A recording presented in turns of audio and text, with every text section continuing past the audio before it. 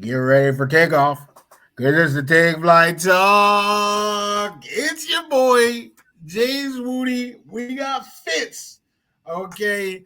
We got the tree in the background. I mean, season's greetings. All right, from your boys at Take Flight Talk. We are taking flight all the way from the North Pole, hopefully ending up to the playoffs. And wow, I mean, we already covered, what happened last week. Fitz, how you feeling about this week? Another week, another um, shot of disrespect from Vegas, 3-point underdogs. This isn't as much disrespect. I mean, this was probably one of the first ones that is like, all right.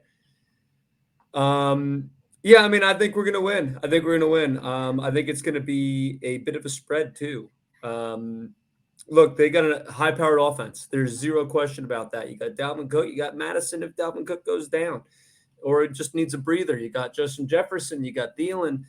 KJ Osborne is someone I think is probably primed to have a decent game, as our number ones are probably going to um, slow down some of the damage that Justin Jefferson and Thielen's able to do. Look, they got a great offense. Our defense is better. They're going to score, but they are going to be. I love Woody always talks about this, talking about the team's point averages and how we're going to fare against that.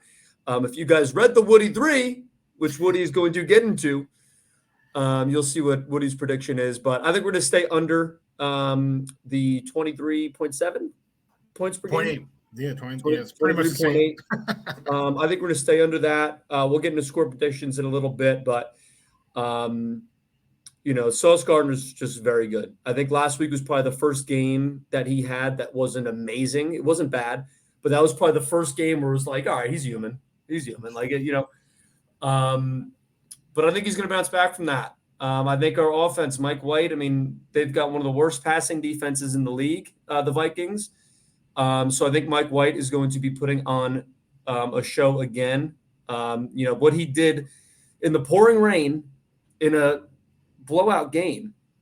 That last drive, we just ran the ball. It could have been even more points we put up against Chicago. But we were playing conservatively at the end there. So we had more in the tank against the Bears that we didn't unleash. So I think we're going to put up a lot of points. I think they're going to put up less than their typical performance as a high-powered offense, and they're going to win. But I'm excited. It's going to be a fun game. This is probably going to be one of the more fun games we see this season, in my opinion, just because of how much of a freaking stud Justin Jefferson is. Woody, what do you think? Uh, Hard to argue with the sentiments of your last few sentences there. I mean, this has all the makings of a shootout. I mean, high powered offense. One person you didn't name that I'm going to name only because he's on my fantasy team is TJ Hawkinson, who, Oh, that's right. Yeah, so I mean, the rich got richer, with that yep. trade in the midseason. They have weapons everywhere. Not like, oh, like, this guy's good. No, like, Justin Jefferson could be, in my opinion, he is the number one receiver in the NFL. Like, that's the type of weapons they have. Dalvin Cook, top 5 in his position. Like, that's the type of talent that they have. So we'll be a tall order. On the other side of the ball, I'm feeling good. I'm feeling good. Now, Mike White. This is what I'm going to say about Mike White. Okay. I have been on. Oh, okay. Ho, ho, ho. This is what I got to say about Mike White. I think, I was somebody who was on his hype train from day one, right? From that Pats game, not the Bengals game, from the Pats game. I was like, wow, I like what I'm seeing from this guy. But, I feel like the Jets fan base, they just are super high, super low, super high, super low. After that Bills game, we don't want to see Mike White ever again. We were getting cursed out for even suggesting that Mike White start over Flacco weeks 1 through 3 of this year. Did you see the Bills game? Did you see the Bills game? Mike White sucked. Now he does this, and now people are talking about extend him 4 years, however much $1 million. Extend him. So I'm tired of the highs and lows. Mike White has actually, believe it or not, been one of the more consistent quarterbacks that we have. So when I talk about what to expect, I think we can expect another high scoring affair from Mike White. I mean, yeah, the passing defense isn't good. What I don't know what Vegas is saying right now, but I would probably take the over on interceptions. I do not think that Mike White is going to go pickless for the second consecutive game. I mean, last week was the only week he ever played a full game without throwing an interception. So I do not expect that to happen again, especially because now he has to throw. Last week, he didn't have to throw after they got up, what was it, 14-10, I believe, or what, 14-3? I think it was 14-10. They didn't have to throw from there. Like, yeah, they were stopping the run, so they had to throw a little bit. But after that, I mean, it was pretty much smooth sailing. He was, they were doing whatever they wanted. I disagree with that wildly. He absolutely had to throw. What? Of course he had to throw. Only up 4 points with the quarterback that we got to figure out. Like, we had to throw for a few reasons. 4 points is not enough. If you look at that, what we were doing in that first quarter, we scored. They scored immediately after. We didn't score. They scored. Like, it was not trending well that first quarter. We absolutely needed to air the ball out in that first quarter into the second quarter, and not to mention additionally is to see who the heck do we got. Do we got a guy here? I think to test him out just as much as anything else from actual game script, especially when you've got Zonovan Knight, your practice squad as your starting running back. Yeah, I would argue you absolutely got to throw. But we didn't have to throw. And this is I'm so tired of you saying that we're testing. We're trying to make the playoffs. This isn't a good time to test. So all these Strevlers, all these tests out here. Too bad, because I've been saying test it by putting in White. You keep saying that you've been the Mike White fan since day one. So have I. Don't be saying you're the only one. And I've been saying bring in Mike White for weeks. I'm the only one that's been on this podcast screaming for Mike White. And if that doesn't work out, try Strevler. I'm the only one that's been saying that. If you want to say the only ones. I mean, so we needed to see him go and do what he did. This is going to give us confidence now going into the Vikings, going into the Bills. He needed to go and throw the ball heavily as practice. He hasn't played much. You could say he's been the most consistent quarterback we've had. He's played the least consistently. So that's really kind of a tough thing to label him as. And I think gameplay-wise, I hear what you're saying, but this guy's got to get back in the groove. I mean, 28 attempts. He wasn't exactly, airing it out, which is what I'm trying to say. Like in that first quarter, that early second quarter, the run was stuffed. Like we were throwing left and right. But after that, and the defense adjusted to try to play the pass, then Zonovan was finding his holes. Our next touchdown was the Ty Johnson, because now the rushing lanes were there. So we didn't really have to run as much. We didn't have to pass as much. Now we could actually play more of our game. If we're down, right, we won't have that luxury. We had a luxury in the second half that we were able to do whatever we wanted. But in the end, I mean, 28 attempts is 28 attempts. I would bet the farm, and I mean, this isn't a farm, but I would still bet this, that he is going to have more than 28 attempts in this game against Minnesota, right? This, for all intents and purposes, should be a shootout. I'm expecting both teams to cross that 20-point threshold. And, yeah, I think Mike White will have at least one pick. Dare I say, 300 yards and multiple TDs. I mean, and, yes, he has played the least consistently. It's crazy. But each time, I mean, the boy every time that we give him an opportunity, whether it's 1 quarter, 2 quarters, or a full game, he's doing the same things every time. And, take away Garrett, for a series, or for, focus on Garrett in a court. Double him, because then Uzama is going to get the ball. Just do whatever you want. Mike White is finding the man who's open, and that's a blessing about what we got right now. Well, it's funny that you went with Uzama for this example when it's the Tyler Conklin redemption game.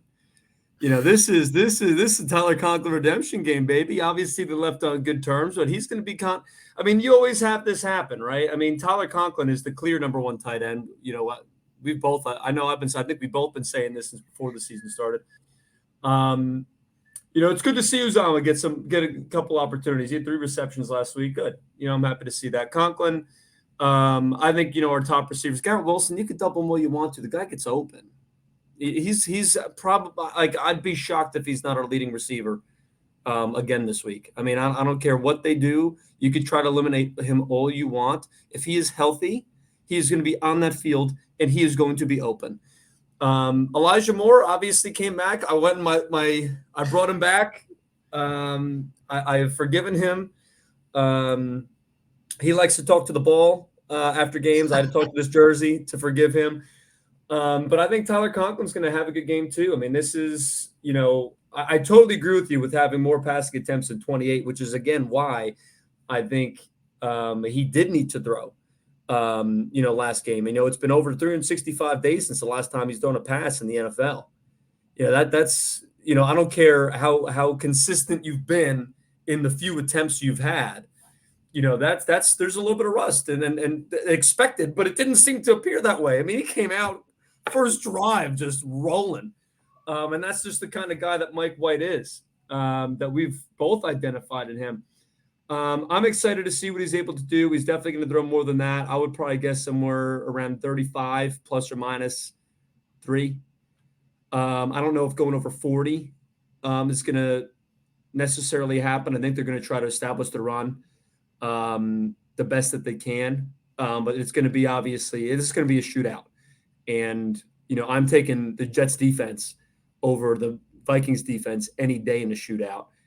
And I think the offenses are obviously there's an advantage to the Vikings.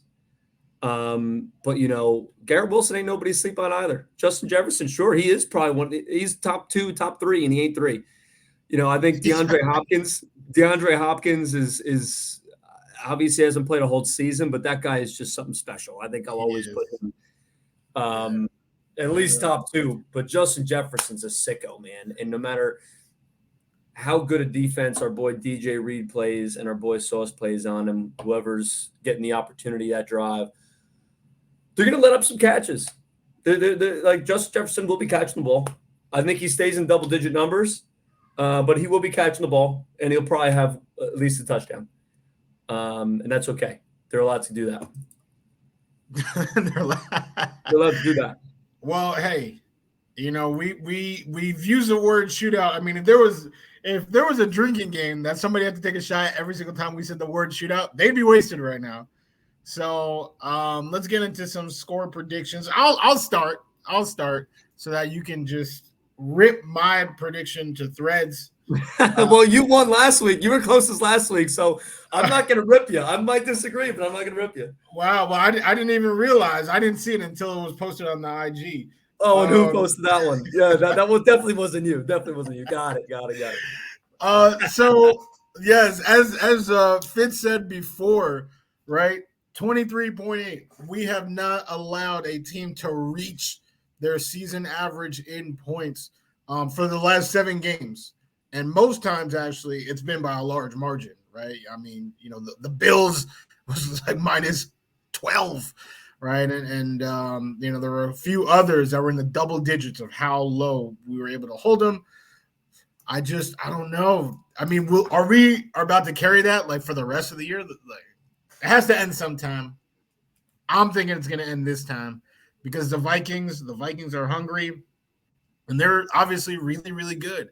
23.8 is not that many points, even though the Jets defense only let up more than 20 during the 7-game streak once. It was the Patriots game where Zach gave them 3 possessions that started within 40 yards from the end zone. So that's pretty damn good. Pretty damn good. But I got the Vikings scoring 24, the Jets scoring 30 for a 30-24 New York Jet victory. I'm telling you, Mike White, he's gonna have New York. I don't even know. We're gonna have to name like a Mike White slice or something. We're gonna have to name a famous slice after Mike. The white slices, those are good. I like that. That's good. Yeah, like I don't know. I mean, yeah. I mean, but we got like Mike White. Like we got to put another like spice on like the normal white slice or something in his honor because I think he's about to have a great game and really CBS or not CBS, NBC is going to be mad that they didn't flex that Jets Bills game. With the hype that's going to be on the Jets after we do this work against Minnesota. Well, so apparently what I read on that was they weren't allowed to because it was CBS that owned the rights to it. Like, not every game has the opportunity to get flexed. Apparently CBS didn't want to give up the rights to it. I did hear that. So I don't know how the licensing and the contracts work, but like, if CBS doesn't want to give it up, they don't got to, and I don't blame them. I mean, that 1:00 game is going to be like amazing.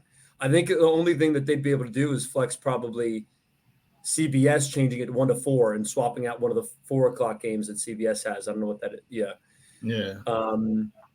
But all right. So you said, what was it? You said 30-24. 30-24. I'm actually not too far off from you. I've got to score more points than them scoring less. I got 33. The score will be 33-21. Yes. I mean, honestly, for similar reasons that what you're saying, I don't think they're going to go over their average points. I don't. An average is obviously the sum of the total points given up divided by the amount of teams. What defense have they played better than us? Like, Cowboys. For us to be over it's one of those things where it's like, I think it's a very good stat to say we're under, like, 7 games under, but we're a top 3 defense. I think we're the best defense in the league. Like, yeah, you freaking better be. Like, it's a good stat to have. I think it's something to lean on and be like, yeah, this is where we're supposed to be. Good defenses shouldn't be giving up more than the team's average, because the average is obviously accumulations of them playing bad teams, and there's a lot of points that are thrown into there. So although I think it is an impressive thing our defense has done, I think the expectation needs to be below the team's average, the offense's average every single week, especially, considering, our offense is looking better now. We had one good week against Bears defense in the pouring rain, mind you, which is impressive. But we still have a lot of question marks on offense. We've got all these offensive players hurt. Like you mentioned in the Woody 3 again, I noticed you noted this again. We got Breece Hall and AVT, our 2 best offensive players, out. We've got the quarterback that was supposed to be out. We got the new guy coming in for his second game in 365 plus days, who started the season as a 3rd string, as you also noted. We've got our tackles are all down to 3rd, 4th strings. Running back MC he's been okay. He got a little bit hurt at the end of last game. I think he should play. Hopefully, I think he should. I heard he's out. Is he confirmed out? He is not confirmed out, but he is. But it's not looking good. Yeah. It's trending down. Then for some reason, James Robinson didn't play last week. I'm still confused about that. Seems like he's not very happy about that. So, I mean, we've got a weird offense going on. So the defense, I think, they've got to step up and continue. I mean, got to step up. I feel terrible saying this. It's like they're doing so good, and we expect so much of them. They're allowed to. If they go over the team's average, I won't be upset. But I think the expectation, if you're going to call yourself a top defense in the league, you better be playing these teams and keeping them below their average points, because you got some trash teams, obviously, that are in the mix that have put in some points against you. But they definitely went against 2 great defenses. I mean, at least 2. I got to pull out the Vikings schedule, but the Cowboys might have a better defense than us, and the Eagles might have a better team. I mean, I know the Eagles do not have a better defense than us. The Eagles absolutely do not. They've played absolutely trash teams, and as soon as they showed up against good teams, they let up points. They do not have a better defense. Well, they got injured later in the year. So, like, for example, that Commanders game, like they had no run defense. That's why they are signing defensive tackles left and right. Like they literally signed like 4 defensive tackles in 2 weeks because they're trying to replace Jordan Davis, a guy that we talked about a lot in March. He's had a really good rookie season. And he made a huge impact, and they're missing him with the injury. But I mean, the Cowboys, I mean, you can't say enough positive things about, Micah Parsons, what they got going on over there. The Jets defense is undoubtedly top 5. There's no like who is going to argue that. But there's some good defense in there. Well, let's go in. Niners. I've got the list up right now. The 2 losses the Vikings have are to the Eagles. They lost 24-7. Yes. Blown out. And then if you remember, this was only a couple weeks ago, the Cowboys destroyed them 40-3. Yes. So, we are in that hemisphere, or we're in that stratosphere of defense. So I don't want to go in here that we should be going and we're going to be going over the amount of points. We are in that, I think, if we're talking top 3, and this is in no particular order, Jets, Cowboys, Eagles. And for the Cowboys to leave them to only 3 points, I mean, that's embarrassing. That's embarrassing. 3 points. But do you know about 1 p.m. Kirk Cousins? I know a lot about Kirk Cousins, and guess what? That don't mean nothing. There's coincidences that happen every day. I am not concerned about that. And you know what? Look. 1 p.m. Kirk Cousins. Hey, yeah. Well, I mean, 1 p.m. Kirk Cousins. He built different. He's built the same. He goes up against better defense. You want to hear the other defense? He played the Packers. Week 1, they got 23 points, so under their season average. But that defense ended up being a bust. It was supposed to be good this season. Hasn't really turned out to be the case. Lions, they give up more points than anybody. Saints, not great. Bears, we just did it. Dolphins are probably the only one in there that are a good defense, and the Bills. He did work against the Bills because it was 1 p.m. That's what I'm saying. You literally I don't believe that, though. How do you not believe? I mean, these averages. My point is these averages are mostly getting beat by bad defenses. The Commanders held them to only 20 points. The Patriots, I'll give up 33. The Commanders held them to 20 points, and we don't got to go through this entire list as intensely. But I guess my point is that we can absolutely hold them to under 23 points, and I think that needs to be expectation. Fair enough. Well, I definitely think we could score over 23 points. So we can for everybody out there, 23 is that magic number, right? If we hold them under, we should win. If we score above, we should win, because I think that is the expectation. I mean, Mike White, he's had a couple 3 TD games already. Everybody knows that. Everybody, has heard about that. And between Bam and Ty, which is actually something I want to talk about.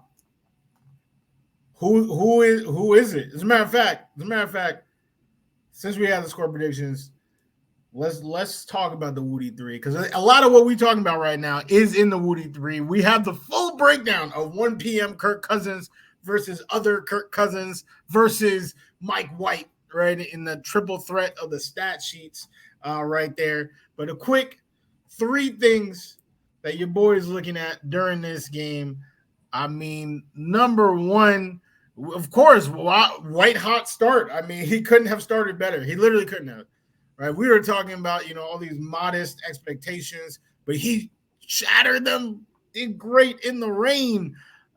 Just keep it up. Like I said before, I'm expecting a pick, but as long as he keeps doing what he's doing, the pick, it'll be fine. It'll be fine. That Bengals game, he had 2 of them. We still won, and it was beautiful. He was so swaggy. Second one, you got to know when to hold him, right? I'll leave it at that, because Sauce, I mean, he's a rook, right? And rookies aren't perfect, but right now he's about to face, his toughest test yet. And, when Diggs did some work right off the bat, and, he found himself across from Gabe Davis, you can make this argument, but I'm gonna take Thielen over Gabe Davis. I think now, if he were to make a mistake against Jefferson, and now he's facing Thielen, that's not the type of breather that it was going against Gabe Davis. So there's nowhere to hide. There is nowhere to hide. Hopefully, they're working with Sauce, getting his head around. Even if he doesn't get his head around all the time, just the context, because I do feel like a lot of deflections that he has, it's a debatable call. It's a debatable call. I literally had to Google the rule and look at some examples that are provided on NFL.com to see how they're calling it. And they're definitely debatable. So that's one thing to keep in check as we try to hold them under that 23-point threshold we just established. And number 3, running up the depth chart. I mean, Ty and Bam, these are two guys that were not even blips on anybody's radar. Now Bam had the best debut in New York Jet history out the blue. He didn't even start the game, but he finished with 103 yards. But my argument is that Ty was significantly more efficient. All right, he had 9 less carries, but only 7 less yards.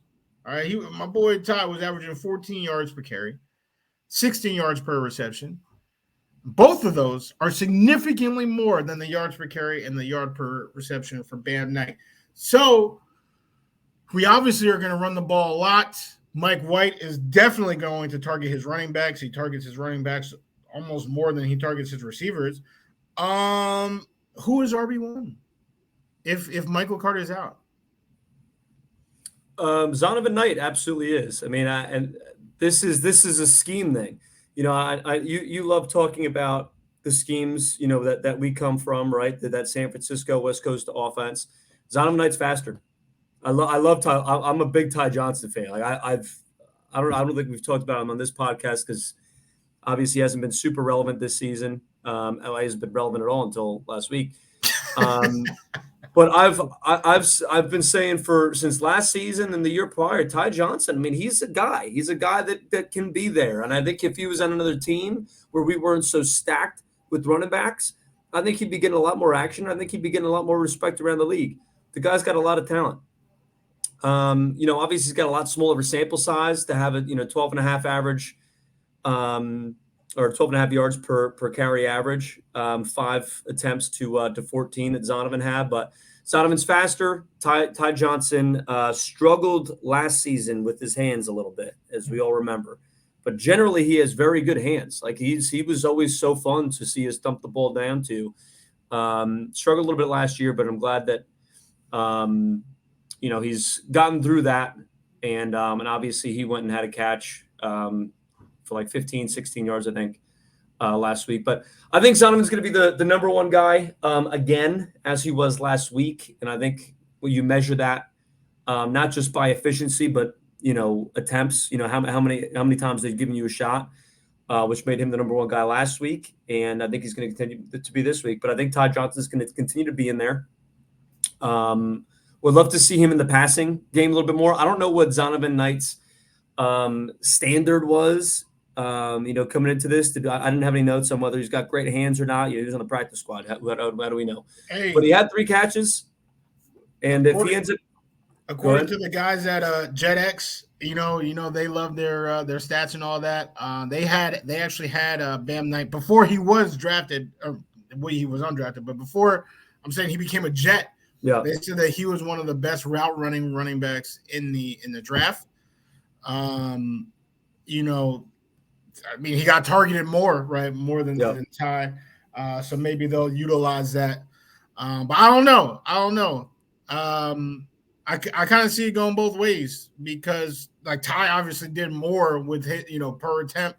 Even if you take out the beautiful 30-yard touchdown, which I never want to take out because it was so good.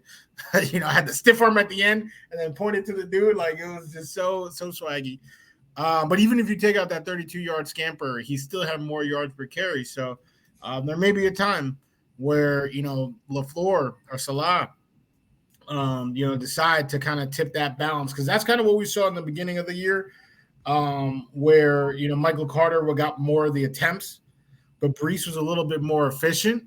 That tide started turning a little bit. And then as Brees got more comfortable, then Brees took the lion's share. So I don't know which one of these is the Brees and which one of these is the Michael Carter of the situation. Obviously, Ty has the advantage because he's played in the NFL before.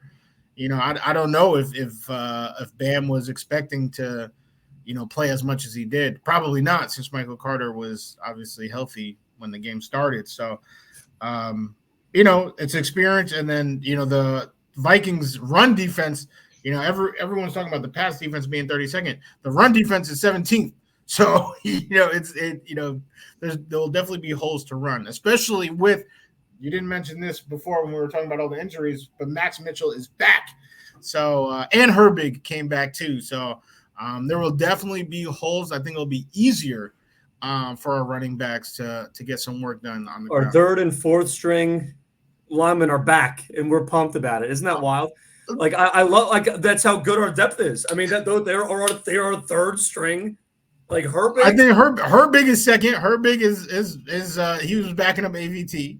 He's backing up AVT. Yes. I suppose he's second, but he wasn't even on the team when the season started.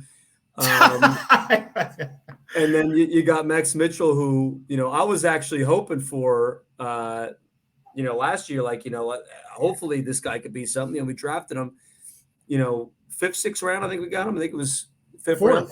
Who? Max Mitchell? Yeah. Yeah, four. He was fourth this year. He was before Clemens.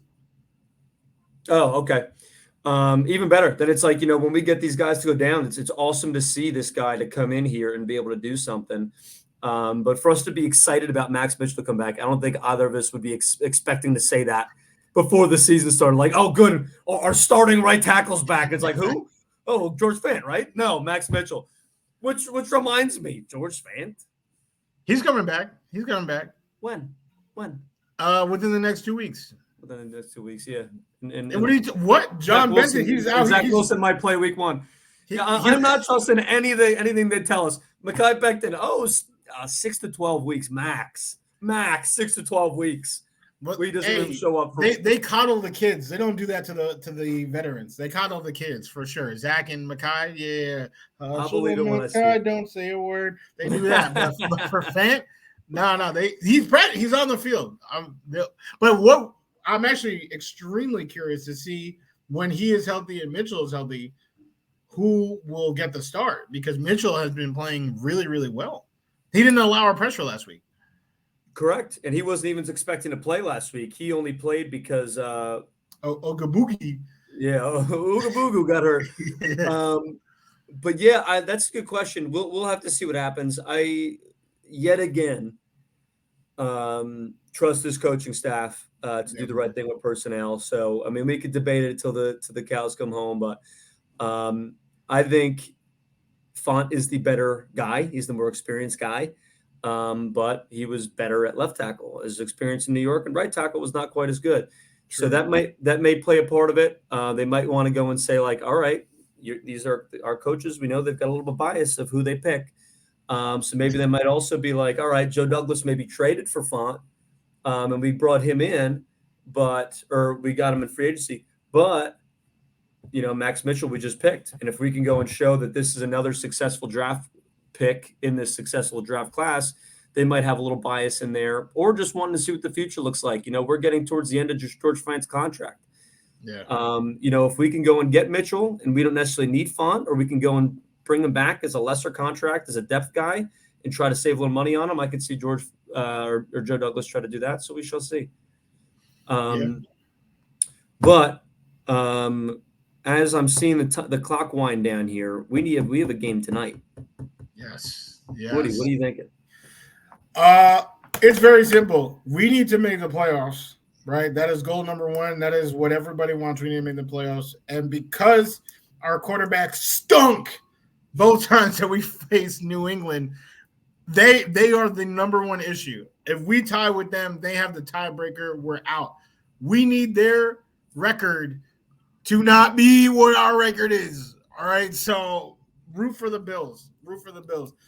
And this, I know this is going to anger, a whole bunch of people in New York City pizzerias and subways right now, but I truly we shouldn't try to win the division. I mean, we obviously should try to win the division, but I mean, screw the subways. I'm out here in Virginia asking questions. We shouldn't try to win the division. What do you say that again? That came out wrong. We should obviously try our best. But we should not expect to. That's what I mean. We should not expect to win the division. We're not going to win the division. I would literally bet money on that. What we need is for the Pats to not be in playoff contention so that we can get this wild card, because that's what we're going to get. We're going to get the wild card. Yeah, I don't think anybody would debate that. I don't think that's a hot take. I mean, I think it's a pretty obvious one. Like, no Jets fan in any realm, because that's also the thing. You can go and root for the Patriots trying to go and aim for in the division. Bills ain't number one in the division. Like they're like not like the Dolphins are more than likely going to win the division. Damn. So I guess I got to delete Facebook because there are some characters in there, man. Well, I'm not going to go and sit here and clown any of our fans. But if you are one of our fans and if you are one of these idiots, we do got some mouth breathers on Facebook, though. Some of those Facebook groups we're in. If you guys are one of these people that are just so emotional, making all these ridiculous takes and getting all your ideas and throwing them on the internet, stop throwing them on the internet. We're allowed to throw them on the internet because we put time into this. And we accept when we are wrong. I have done it myself, accepted biting my boot. I took a bite out of my boot when I didn't think we had a chance against the Bills. We accept when we're wrong. When you're just kind of posting these little comments on these Facebook things, they vanish. You try to go back and get the receipts, and they're like, oh, well, no, they block you. The Bills are going to win, I think, relative to timelines here. This isn't going to be live before anybody will be able to see it prior to the game. So I'm going to speak from the future. This is future Matt speaking. The game is over. The Bills just won. All right, guys, we're in good shape. The Bills just won this game. The score was blank to blank, but we pulled it off. We are in better shape now than we were before this game ended. The Patriots winning this game would have been a bad thing for us. There's no question about that. As Woody said before this game started, the division is very unlikely to happen. It's not necessarily impossible to happen. But we need the Patriots and we need all these teams in the hunt to be losing. And any matchups with the team ahead of us or a game behind us, we need to be cheering for the guys in front of us. We are still in the wild card. We don't want the guys creeping up from behind us. And that's how we need to be looking at this. Not that our cheering, not that our rooting from our televisions is going to change the outcome. But when you're watching this, it might. So keep doing it. It could. But as we're watching this at home, keep on rooting for the overdogs. The Pats, the Bengals, the Chargers. These are our three enemies. These are the teams in the hunt that are actually within striking distance of our own record. And we lost the tiebreaker to both the Bengals and the Pats. So preferably, they are the ones that need to lose. And also, those are the ones with the record that most mimics ours. We're actually ahead of the Chargers. So if regardless of what the Chargers do, it doesn't really matter too much unless they just win out. Then we're screwed. But the Pats and the Bengals, those are really the two main teams. Every other team, it would be nice to be above, the Ravens or like the Bills, or the Dolphins. I am rooting for a Dolphin loss against San Francisco this week. But really, it's the Bengals and the Patriots are the two teams that you got to root against, and we got to hope that they just lose out. Totally agree. The Ravens and Bengals. Dolphins, 49ers. The 49ers have nothing to do with us. We got to be, it's not impossible for us to win this division. It's not impossible. We still have to go and play the Bills and the Dolphins once each before the end of the season. So that could go and get us a game up right there. We're right in striking distance. So keep the hopes up for the division. Not impossible. But when it comes to who to root for as fans, Woody said it here first. Who we want to win, who we want to lose. Couldn't agree more. Well, then, there you go. There we have it. All right. I hope you've enjoyed your flight. Not too much turbulence this time. So, good night.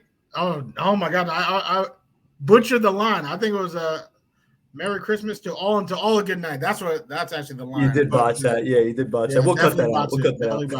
And it's like 24 days early. So forget that I even said that, even though we've got numerous episodes before we get to that point. But I literally like the Christmas tree. It's in the mood. It's I'm you got the hat. That's actually, I was literally staring at that hat.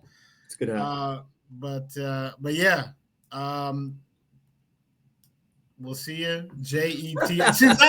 We need Abby. Abby has the best send-off. She has the best send-off. I don't have a nice send-off, But we had fun here. We hope you guys had fun too. And let's go Jets against those Vikings.